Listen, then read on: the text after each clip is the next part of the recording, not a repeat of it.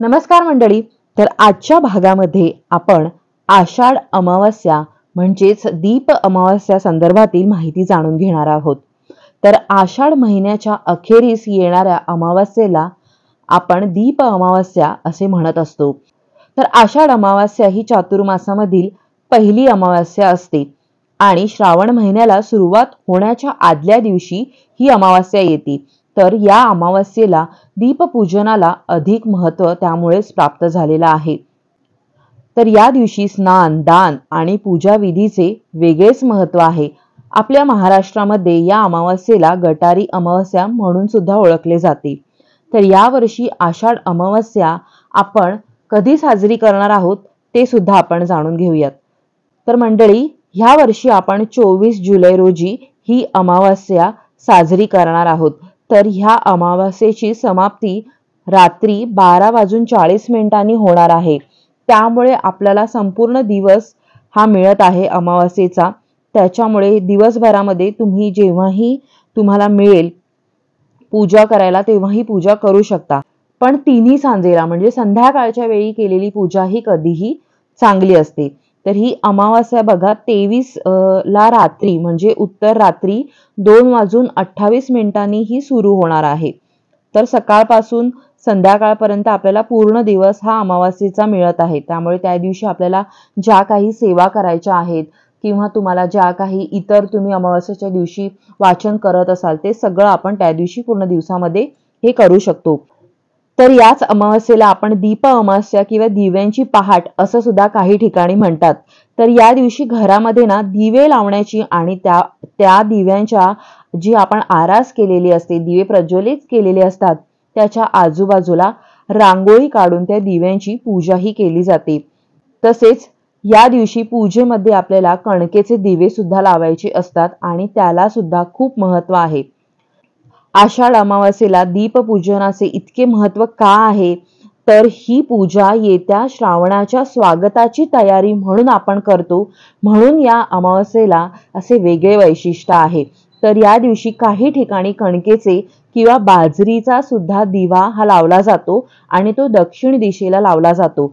तर आपल्या पूर्वजांची आठवण करण्यासाठी आणि त्यांच्यासाठी तो दिवा लावून घरामध्ये सुखशांती आपल्याला लाभावी यासाठी हा दिवा काही जण लावतात. तर तुमच्याकडे जर अशी प्रथा असेल तर तुम्ही लावू शकता. आणि अनायसे अमावस्याच आहे तर त्यामुळे अमावस्येला पौर्णिमेला आपल्या पूर्वजांची आठवण करून तसं सुद्धा आपण दक्षिण दिशेला दिवा हा लावू शकतो.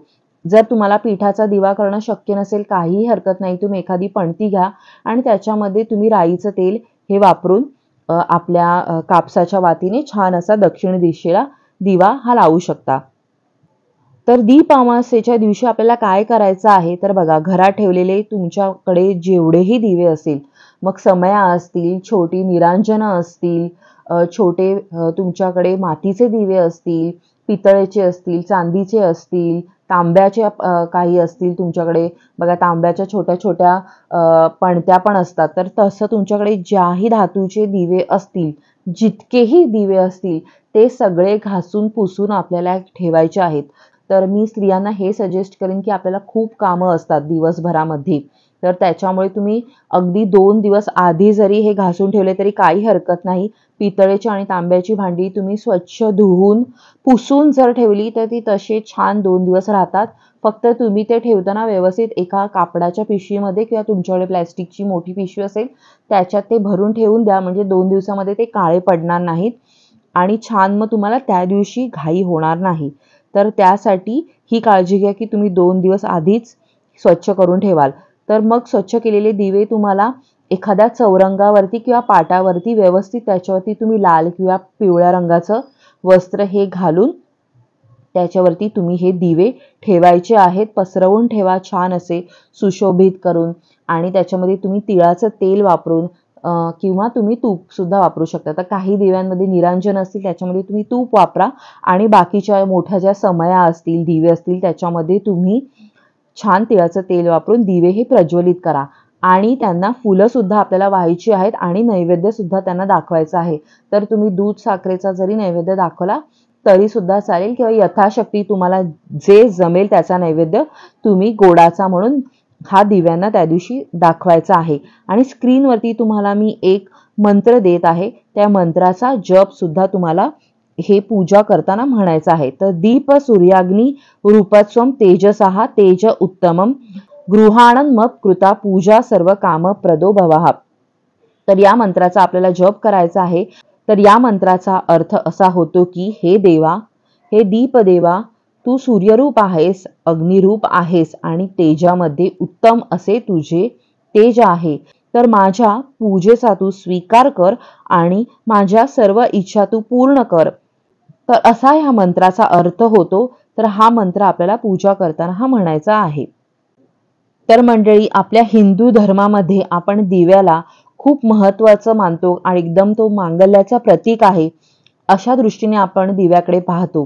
तर अंधारातून प्रकाशाला आपल्याला नेणारा असा हा मांगल्याचं प्रतीक असलेला दिवा हा अनेक चांगल्या वाईट प्रसंगांमध्ये आपल्या हिंदू संस्कृतीमध्ये त्याला आपण म्हणून विशेष असं महत्त्व दिलेलं आहे. तर मांगल्य समृद्धी आपल्या आयुष्यामध्ये नांदावी या प्रेरणेनेच आपण आषाढ महिन्याच्या शेवटच्या दिवशी दीपपूजन करून दीप अमावस्या ही साजरी करत असतो. तर आषाढ संपल्यानंतर श्रावण हा सुरू होतो. तर हा आपल्या हिंदू धर्मियांमध्ये आपण अत्यंत पवित्र असा महिना समजतो आणि त्याची ही सुरुवात होत असते. तर पावसाळ्यामध्ये कमजोर झालेल्या आपल्या पचन क्रियेला देखील यावेळी चालना मिळते, कारण त्यावेळी आपण मांसाहार हा संपूर्णपणे बंद केलेला असतो आणि त्यालाच आपल्या पचन क्रियेला मजबूत करण्यासाठी ही दीप अमावस्या दिव्यांच्या माध्यमातून आपल्याला प्रेरणा देऊन जाते. तर मंडळी, मगाशी सांगितलं तसं आपल्याला एक दिवा हा पितरांसाठी सुद्धा लावायचा आहे. मग तुम्ही कणकेचा लावू शकता किंवा तुम्ही पणती सुद्धा लावू शकता.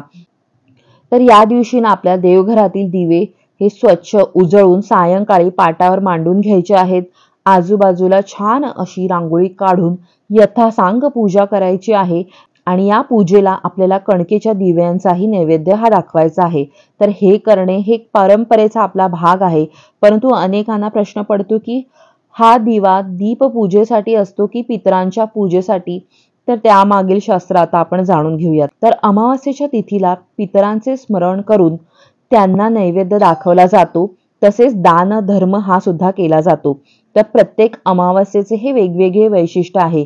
त्याचप्रमाणे आषाढ अमावास्येला दिव्यांच्या पूजनाचे महत्त्व आहे. तर ही पूजा म्हणजेच येणाऱ्या श्रावणाच्या स्वागताची जणू तयारीच असते. असा उत्सव प्रसंगी कणकेचा किंवा ज्वारीचा दिवा करून तो दक्षिण दिशेला लावला जातो. हा दिवा दीपपूजा आणि पितरांची पूजा म्हणून दोन्हीही हेतू आपले साध्य करतो. म्हणून दीप अमावास्येनिमित्त या दिव्यांची पूजा करून तो दक्षिण दिशेला ठेवल्यामुळे त्या दिशेने यमसदनी जाणाऱ्या पितरांना प्रकाशाची वाट हा दर्शवत असतो.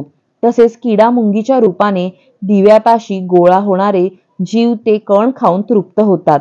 म्हणजेच ते अप्रत्यक्षपणे आपण अन्नदानाचे काम करत असतो आणि अन्नदानाचे स्वरूप सुद्धा हे दिवे आहेत असं मानलं जातं. त्यामुळेच हा दिवा गुळाच्या पाण्यात बनवल्यामुळे इतका चविष्ट बनतो की नैवेद्य म्हणून तो जेवताना पानात सुद्धा वाढला जातो. मनुष्याला सणवार एक वेळ लक्षात राहणार नाहीत, परंतु पोटात गेलेला पदार्थ मात्र तो सहसा विसरत नाही. म्हणून काही जण हे कणकेचे दिवे सेवन सुद्धा करतात. म्हणजे प्रज्वलित केल्यानंतर छान त्याच्यावरती तूप वगैरे साजूक तूप छान असं टाकून काही लोकांच्या घरी ही खाण्याची सुद्धा प्रथा आहे. तुमच्याकडे नसेल तर काहीच हरकत नाही, तुम्ही ते दुसऱ्या दिवशी निर्माल्यामध्ये सुद्धा सोडू शकता. आणि हे जे तुम्ही कणकेचे दिवे बनवणार आहात त्याच्यामध्ये तुम्ही गूळ टाकायचा आहे.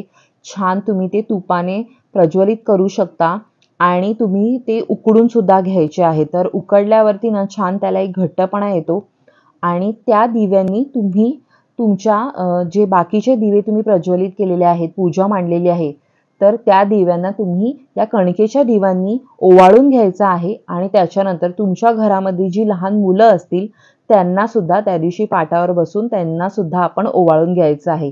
कारण आपल्या घरामधील जी मुलं छोटी किंवा मुली आहेत ते सुद्धा एक दिव्याचाच प्रतीक आहे. म्हणूनच तर आपण त्यांना आपल्या घरात वंशाचा दिवा किंवा वंशाची ड्युटी असं म्हणतो. तर त्यांचा सुद्धा आपल्याला त्या दिवशी मान सन्मान करायचा आहे, छान त्यांना ओवाळून घ्यायचा आहे. तर मंडळी, ह्या छोट्याशा व्हिडिओमार्फत तुम्हाला अत्यंत महत्त्वाची ही माहिती मला पोहोचवायची होती. तर तुम्हाला ही माहिती कशी वाटली हे कमेंट्समध्ये मला नक्की कळवा. तुमच्याकडे जर वेगळी काही प्रथा असेल, तर ती सुद्धा तुम्ही मला कमेंट्समध्ये शेअर करू शकता. तर पुढल्या भागात भेटूया एका नवीन विषयासह. तोपर्यंत लो बसावा. धन्यवाद.